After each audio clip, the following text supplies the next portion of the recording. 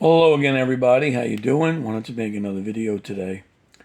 I want to give a shout out to Eckhart Tolle for a book title of his. It's one of his books that a lot of people know about. The title, especially, it's called "The Power of Now." Right, "The Power of Now." Um, I never read the book. I'm not going to pretend that I have.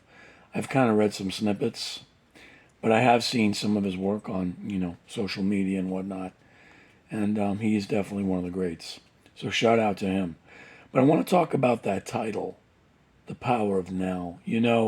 I now get, no pun intended, but I now get what that means, you know.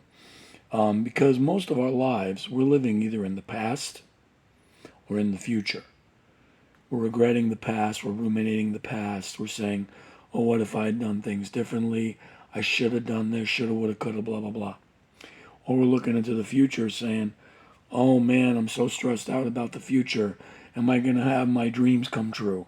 Am I going to this? Am I going to that? What's going to happen if I don't do that? What's going to happen if I don't do this?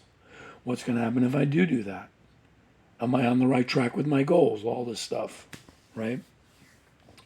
And that's all well and good, but that's the ego mind talking.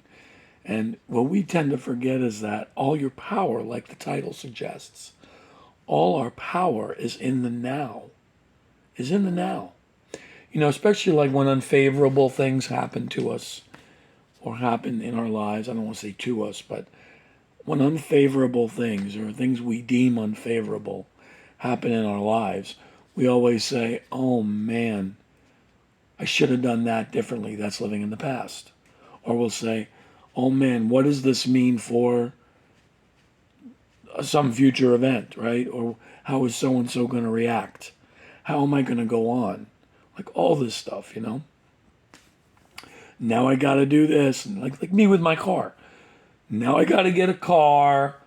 Am I going to be able to get a good deal? Blah blah blah blah blah. All this stuff, right? So it's so easy to fall in that trap, and that is where we humans have a gift. See, the animals have peace of mind because they don't think like that. They think on instinct, right? There's no conditioning there, right? What we have as humans is both a blessing and a curse because while it's a gift to be able to plan ahead in a lot of ways or to learn from our mistakes from the past, it's also a curse because we let our ego mind get so wrapped up and carried away into what we're trying to say or what we're trying to do. And instead of just living in the moment, going with the flow, and letting our instincts, right, take over.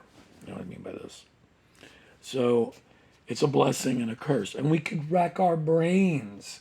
And that's what anxiety is, which of course is part of, a component of stress or vice versa. And I'm still going to say that stress is a key factor in all illness, even if it's a subconscious stress that we're not aware of. If we look at stress in a negative way, it is a very, I think there's a good way to look at it too, which I'll talk about in a different video, how to reframe it. But stress in a negative way is a big key component in becoming a hotbed for illnesses, for diseases, right? And cortisol and whatnot.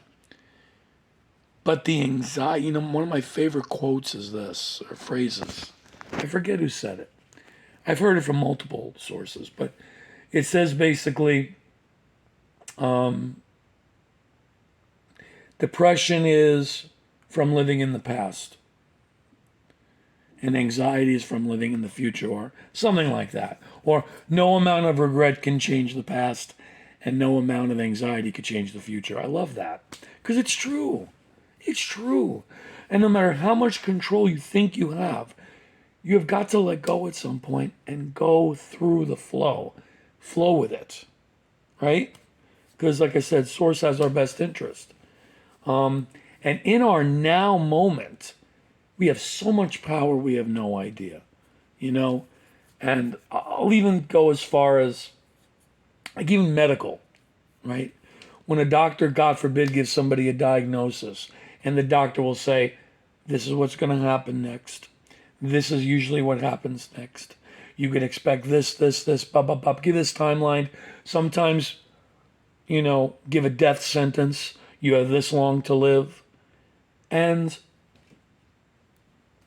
they're writing your future for you, Now, if it's coming from a place of protection or, warning of what you can do to prevent that from happening, then that's great.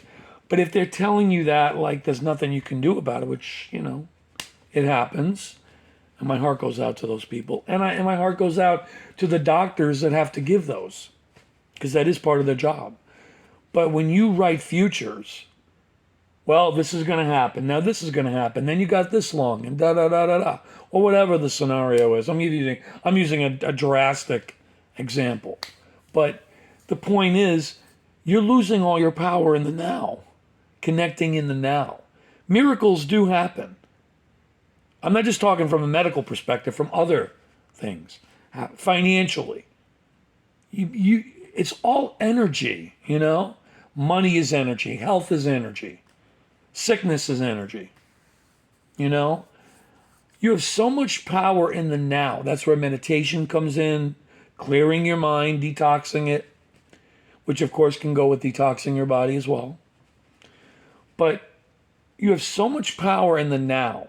If we would just learn to put our ego minds to the side. Now, I do believe the ego is there for a reason. We're there instead to protect us in this third dimensional realm. I totally get it. But if we could learn to pacify it and really connect to the source, we'll see how much power we have in our now. Because that's all we have. Think about it. Oh, tomorrow's not promised and yesterday's gone. And you can't think like that.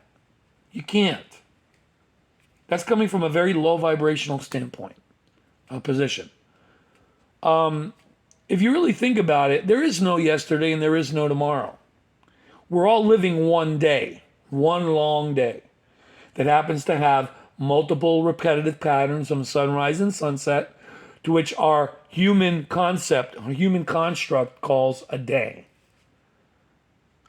It's called a day. That's a human construct. Time, human construct.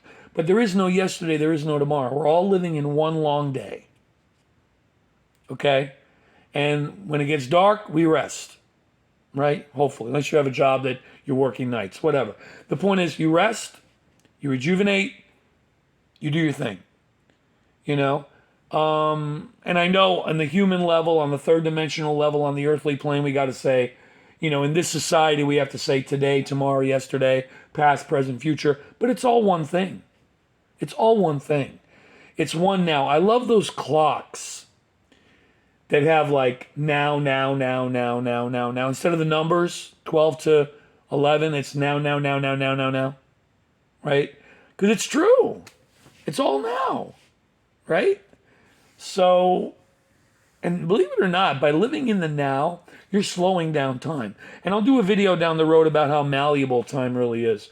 But you slow down time by living in the now. Because if your rat race brain isn't thinking about the future or ruminating on mistakes you may have made in the past or whatnot, and making connections and all this other stuff, you'd be surprised. When you're on autopilot, and we all do this, we're all guilty of this. But when you're on autopilot and you are, doing the rat race game, so to speak, and, you're just going through the motions, time flies. Time freaking flies. But if you're living in the now, looking at it almost like a child, first time you're doing this, you're doing that, whatever it is, you will be surprised how time slows down.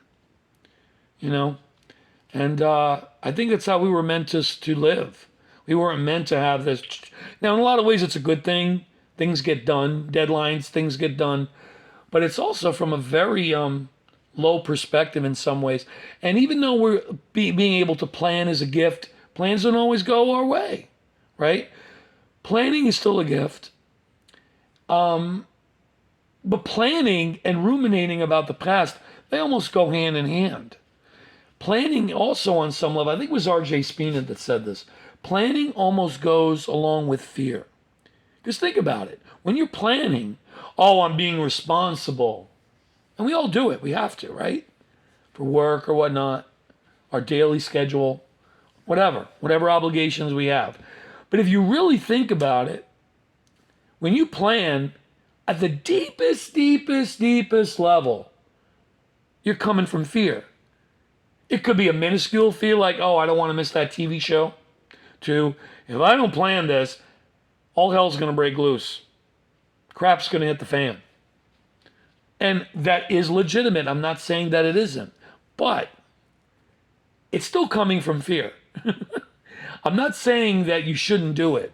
But if we could also integrate it with connecting to Source and letting Source do some of the work, you'd be surprised how things work out. I've learned this, so it's a lifelong process. Anyway, that's all I wanted to say. Take care. Now.